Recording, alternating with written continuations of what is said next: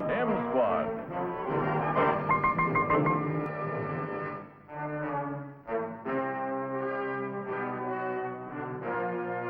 Starring Lee Marvin.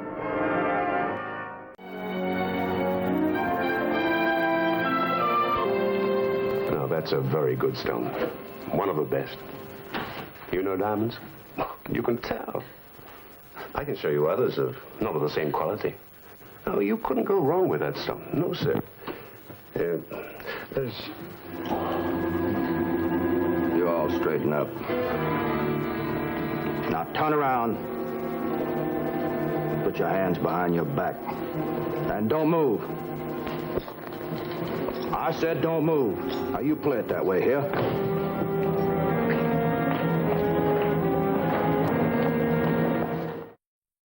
I was working on a series of strikes made by the same jewelry store bandit when I heard about the new strike.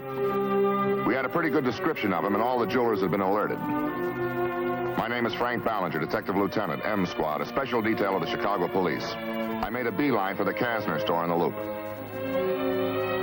The robbery unit from Central had moved in a beat behind the district squad car.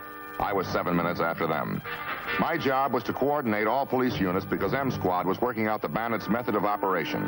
So far, it hadn't varied much, and we didn't have a lead. Oh, hi, Tim. Frank, we've been waiting for you. Our friend again? Yeah, no doubt about it. Same pattern. He walks in, no mask, looks at diamond rings, pulls a gun, and that's it. Any prints? He wore gloves. What about his car? Anybody see him? Like before, stolen. Reported an hour ago. They'll find it in some alley. Well, he's been lucky so far. Nobody's tripped him up. Hits the outlying districts, and then he hits on the Loop. We know what he looks like, but there's no shot of him in the mud file. Nothing in the bag report points to him. Yeah, I've been through them twice. No, it could be he's an out-of-towner, huh? Could be. His description means nothing to the Stooley Brigade. They never heard of him. And then again, he could be an amateur who's learned fast. Does the owner have any leads to him? Nothing. Same story the other victims told. Well, where's the owner now? Back there, giving a statement to Monahan. Let's talk to him. Mr. Kasner. Yes? This is Lieutenant Ballinger, M Squad. How do you do? Ah, now we have a policeman, now that my diamonds have gone. How long are you going to be before you catch this thief? Well, you know, sometimes a smart crook has a lucky run, but we certainly can't have a policeman in every store. No, I guess you're right. For me, it's the first time. I'm sorry. I guess I was a bit upset. Well, I don't blame you. What can you tell us about him? Well, he had a mole on his cheek, his right cheek here, and horn-rimmed glasses. Well, his description's been in the paper 6 times. Why didn't you recognize him? Well, I sell diamonds. He asked for diamonds. I suppose my mind went straight to him. Well, what about his voice? A southern accent. He didn't speak very much. I guess I did all the talking. A southern accent. Do you think that was really his voice, or was he putting it on? No, he wasn't faking his accent. Would you give the sergeant here a list of the stolen articles and their value, please? Wholesale or retail? We'd worn out a lot of shoe leather on this one. None of our contacts in the underworld could spot him from the description we had. Then I got a call from my boss to report back to M Squad. Well, maybe this guy was hopped up. Then 10 minutes of the Kasner stick up, he knocks off another jewelry store 10 blocks away. Sure doesn't sound like a pro. I mean, hitting the same part of town when he's so hot. That's the same guy, all right. Eyeglasses, mole on his cheek, same description. You know, the thing I don't get is, how much can he make on one of these jobs? Oh, he's lucky, 15 or 20% in the fence. As up to date, he's stolen about, what, $40,000 worth of stuff, which would net him, what, $6,000, $7,000 in the hot market. Mm-hmm. Unless he owns a jewelry store. Yeah. Then again, maybe he needs the ready cash. Ballinger. Oh, yeah. Well, where's that? They found the stolen car. Uh-huh. All right, look, get a half a dozen men, make a neighborhood search. Yeah, well, you got his description. Yeah. I'm on my way. Where was the car? Redway and Burns. That's the north side. It's the second time he's ditched a car up there. Well, maybe just trying to follow us up. Yeah. Maybe he's getting lazy, huh? A little overconfident. Drives his car there and just ditches it and walks 2 blocks to where he's holed up or so. Could be. Good luck, Frank. Keep in touch, huh? Late in the afternoon, we got a break. A liquor store owner recognized the bandit from our description, and he gave us the address of a rooming house. He'd seen our man going to the house across the street from his store. It was 4 blocks from where we'd found the stolen car. The landlady knew the man with a mole on his cheek. His name is Martin Stevens, a friend of my tenant. He don't live here. He just uses it for a nap and a wash-up. My tenant's a railroad man. He isn't here most of the time. When do you expect your tenant back? Well, I don't know. He has the week off and drove away in his car. He didn't say where. Well, what else can you tell us about Stevens? Well, he's real nice, friendly. Sometimes he wears glasses. He's big, tall, and speaks like somebody from down south, I'd say. Was Stevens here today? Yeah, he came in around noon sometime, for about an hour. It's the first time I've seen him in almost a week. Oh, when was the last? Last Thursday. That was the day the 5th store was hit. What do we got here? Bunch of shirts and underclothes, socks, and handkerchiefs, huh? That's Mr. Stevens' stuff in the drawer. My tenant keeps his in a trunk. Look somewhere else. There's no visible laundry marks on this stuff. Look, will you have this run through laundry identification, see if they can get a rise out of it? And get some guy downstairs to watch the place in case he shows up again. Oh, and thank you very much. The rest of the day's routine drew blanks. After a bite to eat, I went back to M Squad to our first big break in the case. A hot lead had been developed by Norman Peters, our laundry expert. Now, there's no doubt about it. The mark is in my files. Now, this takes me right to the laundry man. He can identify his customer. I think we've come up with something, Frank. Laundry identification raised a code mark. Tell him, Peters. Oh, hi, laundry boy. Well, this handkerchief, Frank, it talks. Yeah, well, what's the message? Well, we put it under an ultraviolet lamp and came up with a number. 81-281. Is that an invisible ink or something? Yeah, from a little place down on Gilpin Street. Now, the handkerchiefs and 2 shirts are owned by Harry Evans. We've got his address. The other shirts are out-of-town jobs. Fits Evans' description, Frank. You know, who's Harry Evans? Well, that's the hitch. He's head cashier for a big company on LaSalle Street. He left his office. We got a stakeout on his house. Maybe I better go have a talk with him, huh? Oh, and thanks to Peters of the laundry squad. You find a couple of boys staked out in the bureau car there, Frank. Okay. Harry Evans' address was in a residential block on the west side. It suggested a good income and respectability. He lived there with his wife, and they had no children. And when I met Evans, I knew I had my man. Well, I'm sorry, Lieutenant, but I just don't understand your question. We're making an investigation, Mr. Evans, and I'd like you to remember where you were this morning at 11:30. 11:30, I was at my desk.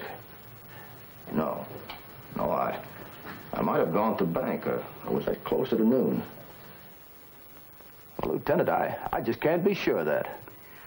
Are you trying to say that my husband is in some kind of trouble? It's about a jewelry store. Well, I haven't been in a jewelry store in over a year. I'm sure about that, because that was the time I went in and got my watch fixed. Mr. Evans, did you ever lend any of your handkerchiefs to anyone? No. No, I don't think so. Where are you from? Texas. You're accusing my husband of something because he lost a handkerchief. He doesn't have his name on them. Mrs. Evans, you use the Roberts laundry on Gilpin? Yes. Well, all laundry is marked by the laundryman. It's required by law. They use invisible ink. Now, this invisible ink shows up under ultraviolet ray. And they have a code number. Now, this code number tells us the name of the laundryman. And he, in turn, tells us who owns the article. That's how we got your name. Mr. Evans, I'm going to have to ask you to come downtown for further questioning. Well, is that necessary? I'm afraid so. What's the charge? Charge is armed robbery. Oh, you're wrong. My husband couldn't do such a thing. Now, don't you worry about this, honey.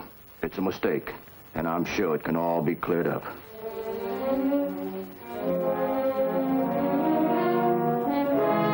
Mrs. Evans insisted on staying with her husband when we took him downtown for identification. I suppose it's silly, but it upsets me having Harry taken for a thief. He handles thousands of dollars every day. He's a cashier, you know, and honest as the day is long. This bandit, maybe there's some resemblance to Harry. Well, they say that everybody in the world has a double somewhere, but you can't prove it by me. Well, it has to be somebody who looks like my husband, but to accuse Harry, it's ridiculous. We don't need money that badly.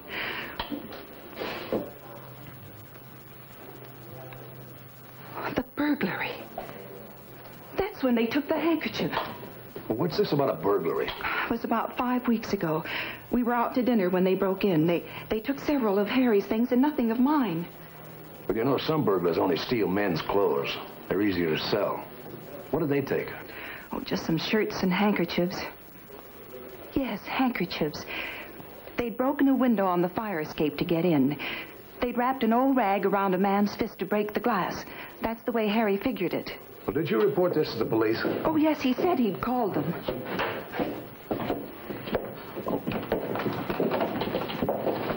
Darling, it's all right. Oh, but it has to be. He didn't do this. Sorry, Mrs. Evans, we lined your husband up with 5 men that resembled him. The eyewitnesses picked him out. I only could find 3 other jewelers, but they made positive identifications. But they're wrong. It has to be somebody else. Are you positive, Mr. Kasner? Oh, this man was in my store this morning. He held a gun on me and stole all my diamond rings. Besides, the voice is the same. And the landlady at the rooming house identified him. The landlady? Well, why should Harry rent a room? I don't know, but we found a shirt of his there and a few handkerchiefs. They all had his laundry mark. That's how we traced him. I tell you, I didn't do these things. It's the burglar. I understand you had a burglary. What date was that? It just slipped my mind at the office, and when I remembered it, it seemed too late to even bother about reporting it.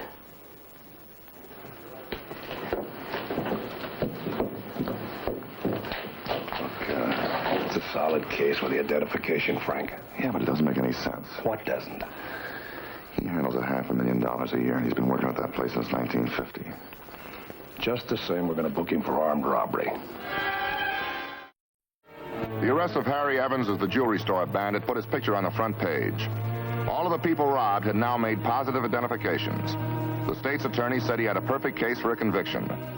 I should have been satisfied, but I wasn't.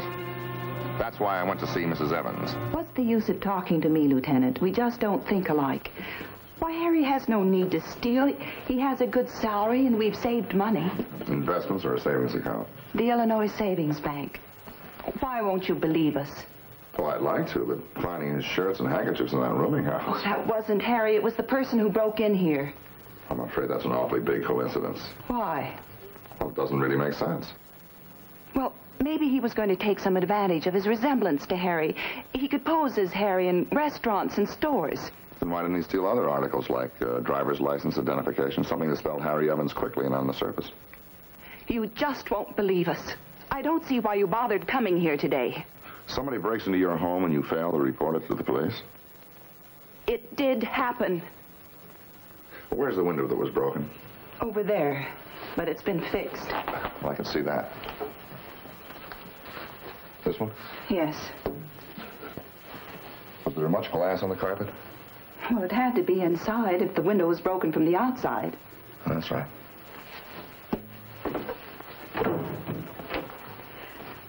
Here's the rag they used. We found it on the floor, and Harry kept it. Looks like part of the man's shirt. Whoever it was wrapped it around his fist and broke the glass there near the catch. That's what Harry said. Sounds like an amateur. What I still can't really understand is why your husband never reported the burglary. Why, you're trying to say that Harry... Oh, that's ridiculous. Why would a man break into his own home? It's been done before to throw suspicion elsewhere. Look, I saw the broken glass in here when we got home that night. And Harry was with me all that evening. I have to check all the angles. But maybe we can prove that the burglary was real. It was real. Oh, I'm sorry. All of a sudden, I just don't know which way to turn. I feel so helpless without my husband.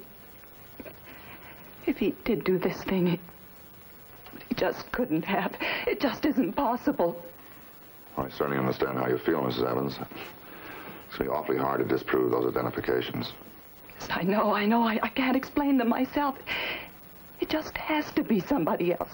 Somebody who looks like Harry. We have no proof of that. I don't care. I don't care what you say. Harry isn't guilty. Will he go to prison? Well, that's not up to me. Mrs. Evans, I wish there was some way I could help. No, you don't. You don't care about us or anything. All you care about is the case you have to build. Now, please, won't you go?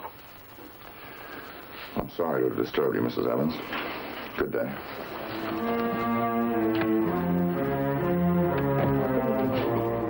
I checked at Evans Bank. His savings account showed $11,000 in deposits made over a 5-year period and less than $100 in withdrawals. His wife had told the truth about having money in the bank. And that weakened the motive for armed robbery. Then I concentrated on the piece of paint rag. It's pretty old. It's been used as a paint rag and been cleaned several times in paint thinner. And you were right, Frank. It's a piece of a man's shirt. Well, any laundry marks, anything like that? Several, but none from Chicago. But we got one from Hammond. Hammond? That's only 25 miles south. The man's name is Lou Matthews. He's a house painter. His address is there on the analysis. Oh, good. I'll go down and have a talk with him. He better have some answers, huh? Okay, thanks, laundry boy.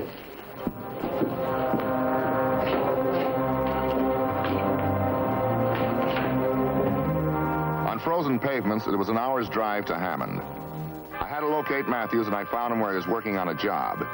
Hey, Mickey, get in here and go to work. In a minute, Lou. I'm cleaning some brushes.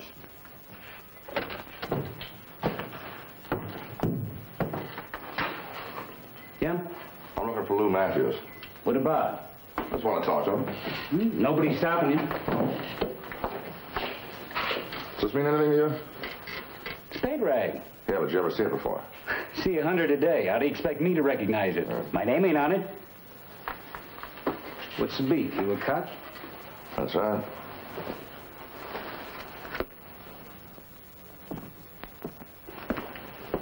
What is this, Lou? Who are you? Who wants to know? Oh, Mickey Seville. Everything but the glasses and the mole, huh? What do you mean by that? Anybody ever tell you how much you look like Harry Evans? Evans? Who's that? This picture's in all the papers today. I didn't see it. Can you account for your time yesterday? Yeah, All day. that's right. Lou and I was working on a church. Is that right, Lou? Yeah, we were painting a church. What church? Reverend Mr. Gaskin runs it. Say, what's this all about? The stick up in the loop jewelry store. Well, that leaves me out. I was here in Hammond all day. You mind coming uptown and answering a few questions for me? What about my job? Well, if you're in the clear, I'll straighten it out with your boss. I'll lose half a day's pay. Come on, quit stalling, get your hat in the coat, and let's go. Mister, you're all wrong. I wasn't in Chicago, and I can prove it.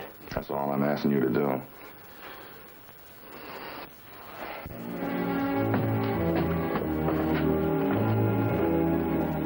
I didn't bring Matthews in because I had a hunch about his behavior. I wanted to settle with Mickey Seville first and hear what the holdup victims had to say about him. I don't care what he says. I was never in his store. How about it, Mr. Kasner? No, it's amazing. He's not the one. Positively. He has no mole on his cheek. Well, could the mole have been, fake or put on with a pencil, something like that? Frank. This is the Reverend Mr. Gaskin, Lieutenant Ballinger. How do you do, Reverend? Mickey gave us your name. Yes, I can vouch for him yesterday. He was doing a paint job in my church. And on one of the other hold-up dates that Captain Gray mentioned. Was he there all day yesterday? All day. Hi, Mr. Gaskin. You tell him about me. You know where I was. Hello, Mickey. I told them. All right, thank you very much, Reverend. Would you mind waiting outside, please? What did R&I turn up on Mickey? Mickey has no record in this state.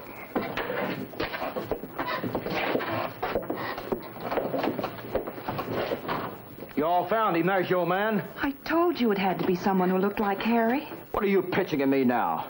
Who are these people? It has to be that man. He has the mole on his cheek. It's easy enough to put a mark on your face. Wait a minute, lady. I never saw this guy before. How could I tell what he's got on his face? Don't you see? He must have seen Harry someplace, and that gave him the idea to impersonate him, to create confusion in case he got caught. I thought of that, too. We don't have any facts to prove it. He's not telling the truth. Maybe your husband isn't telling the truth. Did you ever think of it that way? Why, you... Come on, relax, huh? Wait in my office, Evans. Go on. It's easy to see you believe a thief. We only believe what we can prove.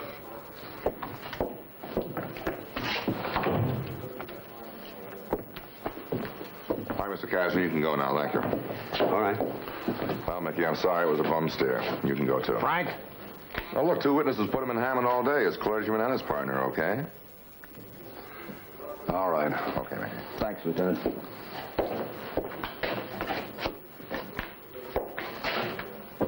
If you didn't tackle him about his partner's paint rag, you know that could tie him with a burglary. He's not the one to tackle.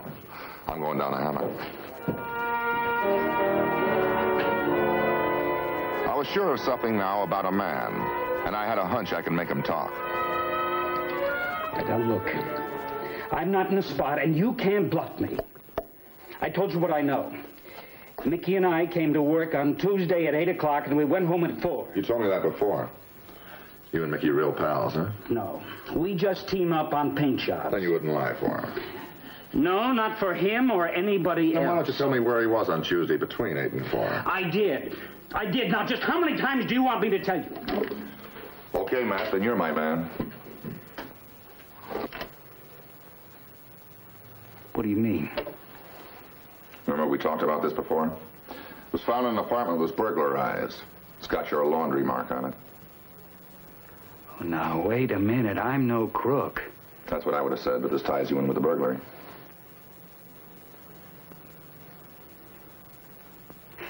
I'm not going to take any rap for him. If that rag came from my box, Mickey took it. He always took them.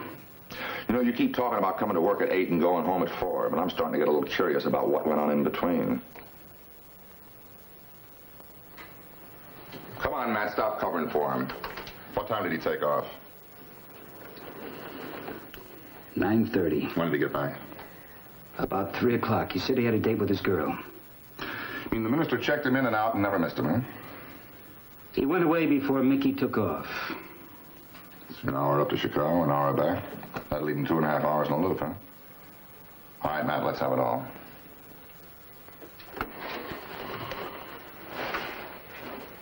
He saw this fella Evans in town one day. Couldn't get over how much they looked alike. Followed him, even to where he lives. Made him wonder what this Evans was like. Made him wonder if this Evans was like him. You know, his thoughts, his feelings. Could even imitate his voice and his accent. He lied when he said he didn't see the pictures in the paper today. I didn't waste any time getting to Mickey Seville. His partner told me where he lived down in Hammond. The address wasn't one where you expect to find a successful stick-up man.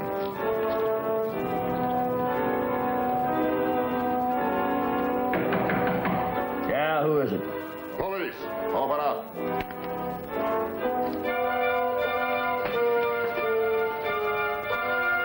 All right, be right with you.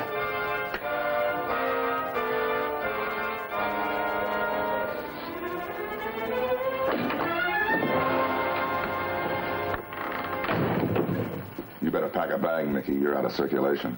What is this? I'll give it to you fast. You saw a man that was your double. This gave you an idea. If you ever got spotted in one of your holdups, he'd take the rap.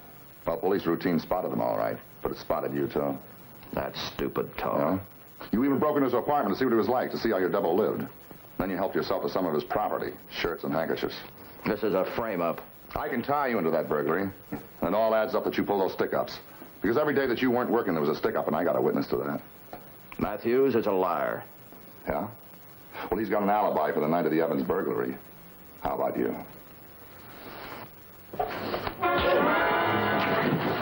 Like I said, you're out of circulation. In police work, you get an angle. It can be as big as a promise or as small as a paint rag. It doesn't always pay off. But when it does, it can peg a case and prevent a miscarriage of justice